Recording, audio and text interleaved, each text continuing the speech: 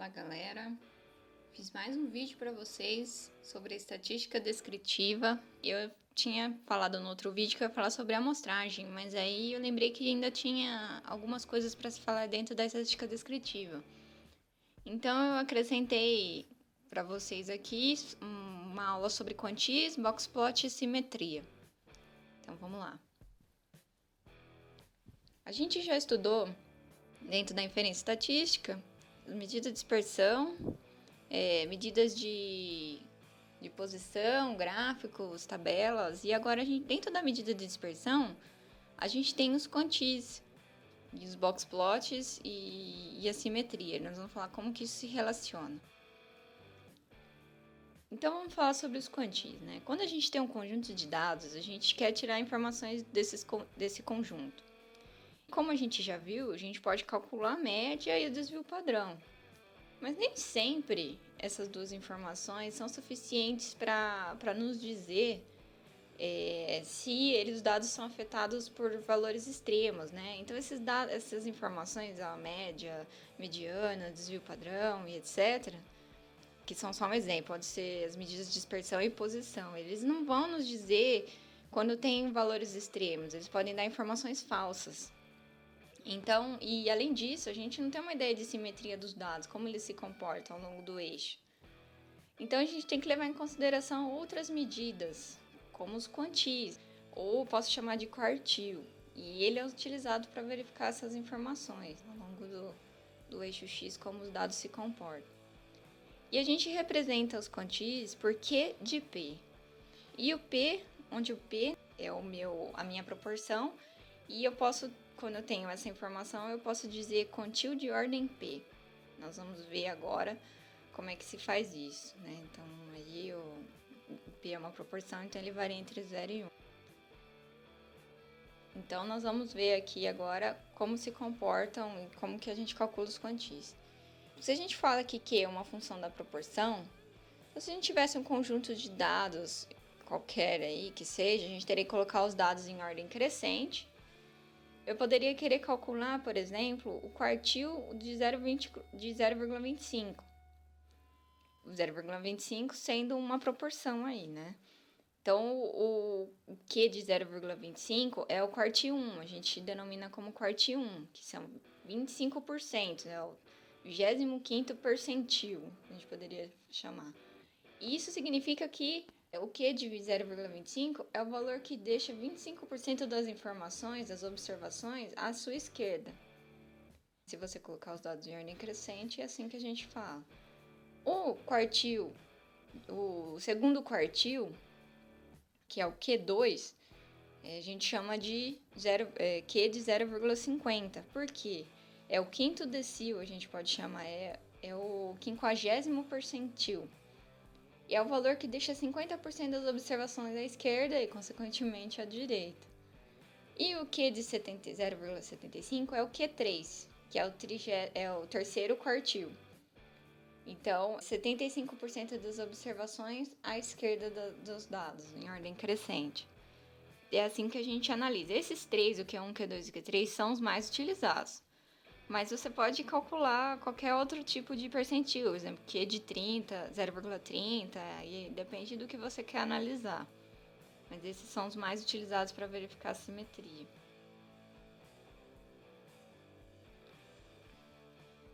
Então agora vamos falar um exemplo para ficar mais fácil de entender. Então, o morfologista tinha como objetivo estudar as espécies de pequenas moscas do gênero Leptoconops. Um nome esquisito aí. É só um exemplo, né? Isso pode ser utilizado para qualquer outro tipo de dado. Então, o pesquisador mediu algumas variáveis em 35 moças da espécie L. torrens. Ele listou essas informações, que é de uma variável só, no caso aqui que eu coloquei, que é a largura da asa. Se a gente fosse calcular o primeiro quartil, eu teria o Q1, por exemplo, seria o 25º quartil, ou seja, ele deixa 25% das informações à esquerda, então seria 25% de 35, que é o número total de observações aí. E daria aproximadamente número 9. Lembrando que a gente sempre vai aproximar. Qual que é o nona observação aí nos dados que estão em ordem crescente? É o 24. Se você for contar aqui, essa é a nona observação, que é 25% de 35. Então é assim que eu calculo. O Q2 é 50% de 35. E daria número 18, que seria 26. A largura da asa 26 seria o meu Q2, que é a minha mediana. E o Q3 seria 75% de 35. Então, 75% dos dados à esquerda, que seria o número 27. No caso aí, a 26 é a 75% de 35 observações, que daria o número 27 da largura da asa. Então, existe uma outra forma de calcular os quantis. Só que essa é a mais utilizada. Existe uma forma mais exata. Mas daqui a gente vai falar dessa maneira. Falando um pouco mais de quantis, uma medida de dispersão, que é uma medida alternativa ao desvio padrão, que é uma medida de dispersão, é o intervalo interquartil, ou a gente pode chamar ele de DQ. E a gente pode calcular ele sendo o Q3 menos o Q1, que é o Q de 75% menos o Q de 25%. A gente pode falar também dentro dos quantis sobre medidas resistentes. Então, uma medida resistente é quando ela não é afetada ou ela é pouco afetada por uma pequena porção de dados. A mediana, por exemplo, é uma medida resistente, enquanto que a média não é. Fala assim, mas o que isso tem a ver? O que o DQ tem a ver? Então, nós vamos ver aqui um exemplo. Se a gente tivesse dados de 15 municípios, dos 15 municípios mais populosos do Brasil, no caso aqui as informações foram tiradas de 1996, é só um exemplo novamente, né? De acordo com a população do IBGE, tudo foi tirado do IBGE e está em 1.000 pessoas. Nós teremos essas informações, eu tenho aqui todas as cidades em ordem decrescente, no caso aqui, e aqui as informações da população dessas cidades. Eu poderia calcular sem o Rio de Janeiro e sem São Paulo, e com o Rio de Janeiro e com São Paulo. Vocês vão ver por quê. Se eu fosse calcular a média, a minha média da população seria 143. E a minha média com o Rio de Janeiro e São Paulo seria 226,9. Então, vocês podem ver que há uma diferença muito grande entre as duas médias. Isso só porque eu tirei o Rio de Janeiro e São Paulo. Deu uma diferença muito grande. Então, essas duas cidades, elas têm valores extremos. Está certo essas informações foram coletadas corretamente, mas elas estão dando uma informação falsa, que a média é 226, mas nem todas as cidades têm essa quantidade. Os dados estão muito dispersos. E a mediana, se a gente fosse calcular, não sai muito diferente. A mediana sem o Rio de Janeiro e São Paulo seria 129,8 e a mediana com o Rio de Janeiro e São Paulo seria 135,8.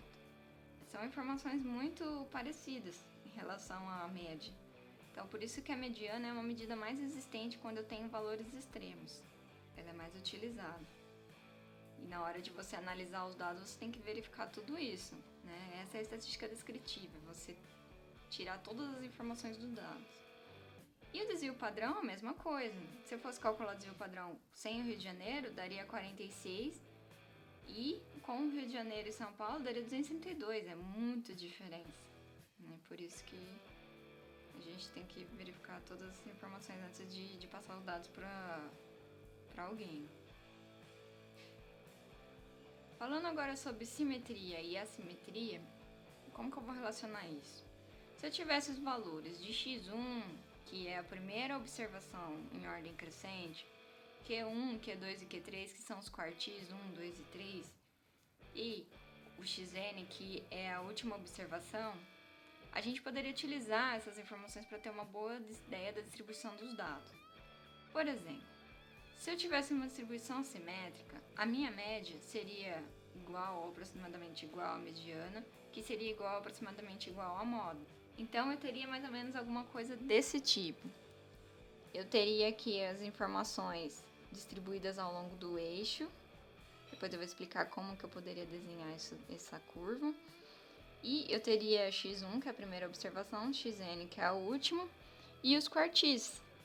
Sendo que 50% das observações estarão entre o quartil 1 e o quartil 3. E nesse caso, pode ver que ela é bem simétrica. Q2, que é a mediana, está no centro. E o que mais eu posso observar numa distribuição simétrica?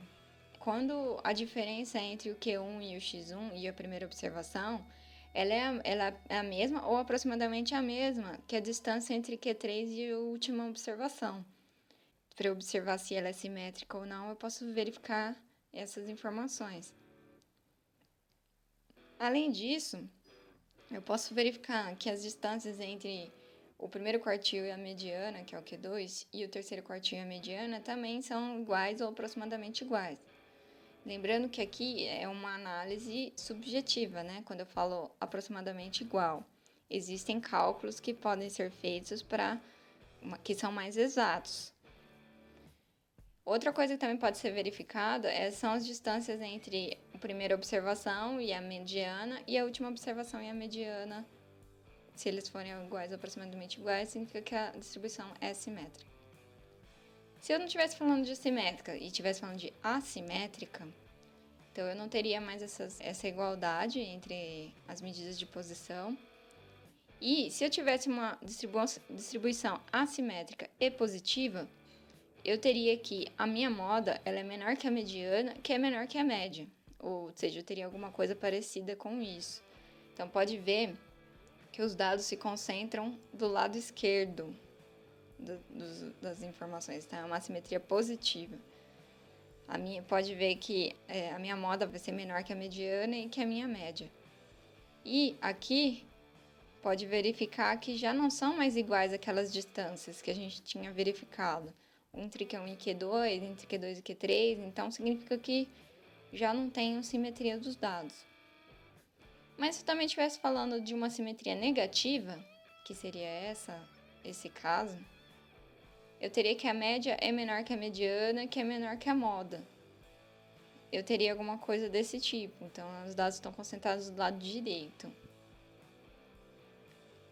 Certo?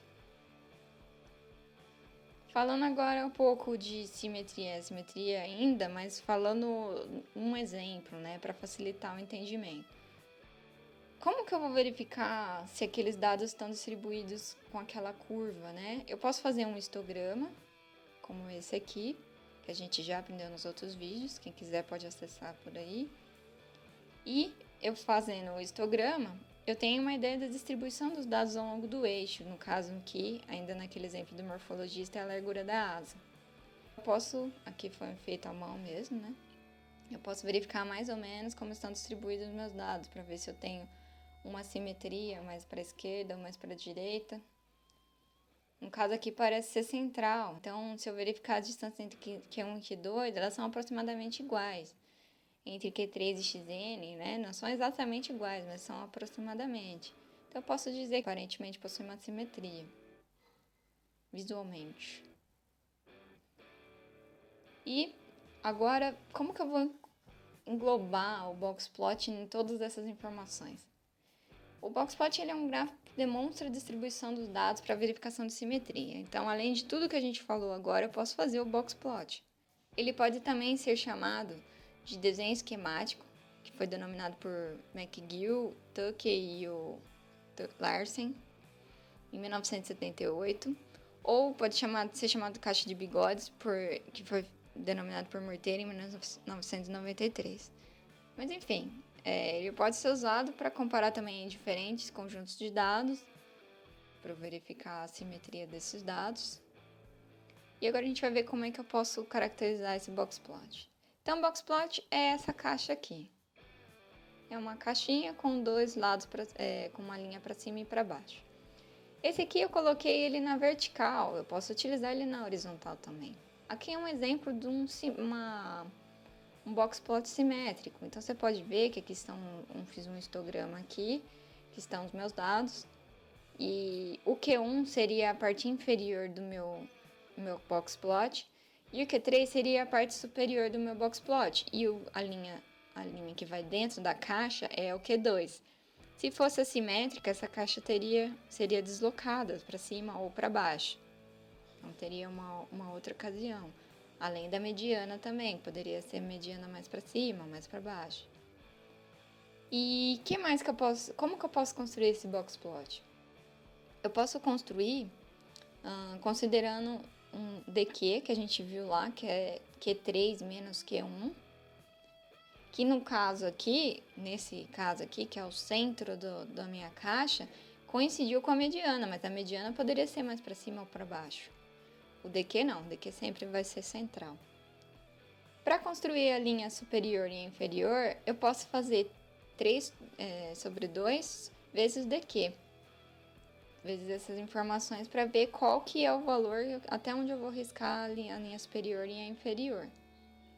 E eu também posso calcular acima de Q3 mais 3 sobre 2 vezes DQ, vão ser, tudo que for acima desse cálculo aqui, vão ser os meus outliers. Então, com o Q3 e o Q1, eu vou ter uma noção de simetria. O DQ não necessariamente vai ser o mesmo que a mediana. E esses xzinhos que estão aqui fora são os meus outliers, ou posso chamar também de valores atípicos. Então, eu vou verificar se eles realmente foram coletados corretamente, se não teve nenhum erro. Se eles foram coletados corretamente, eles podem ser inseridos aqui e podem ser chamados de outliers. Eles são como se fosse o Rio de Janeiro, a população do Rio de Janeiro e de São Paulo. E como que eu vou saber se ele é um outlier? Se ele for acima de Q3 mais 3 sobre 2 vezes DQ.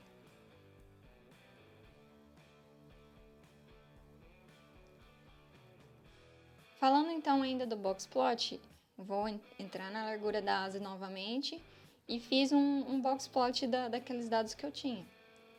Eu tenho aqui o meu box plot, pode ver que a minha média não é a mesma que a mediana, mas elas estão muito próximas.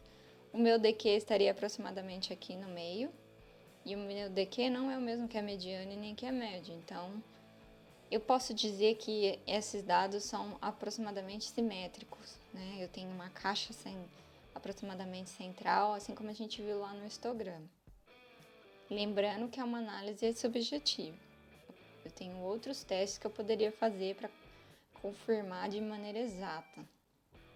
Então, aqui eu teria, se eu fosse riscar aqui uma curva, para visualizar melhor, posso dizer que ela é aproximadamente simétrica.